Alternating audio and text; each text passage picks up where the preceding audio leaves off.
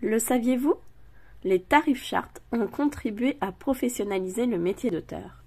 Aurélie Gerlach, coprésidente, parle avec Christian Grenier des avancées importantes suite à leur mise en application.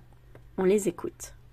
Le fait que la charte existe a contribué à structurer un peu le fait qu'il y ait vraiment de plus en plus d'auteurs jeunesse en France. En fait, la charte est un peu à son échelle à l'origine aussi de la création de la profession d'auteur jeunesse, qui n'existait pas. Je pense qu'elle l'a boosté. Mais ce qui me semble évident 40 années plus tard, c'est que la charte a sans doute été à l'origine de l'entrée de la littérature jeunesse dans les écoles et dans les collèges. Les rencontres bizarrement se sont multipliées dès l'instant où il y a une structure qui a existé, qui a permis de faire comprendre aux enseignants et aux bibliothécaires que des auteurs jeunesse existaient et qu'ils pouvaient se déplacer.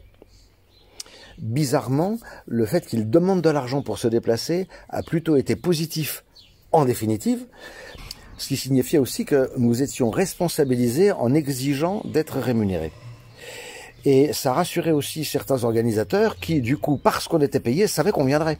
On peut considérer que la charte et l'instauration de ces tarifs chartes ont contribué, au-delà du développement de la littérature jeunesse, à la professionnalisation aussi de ce métier-là. Certainement.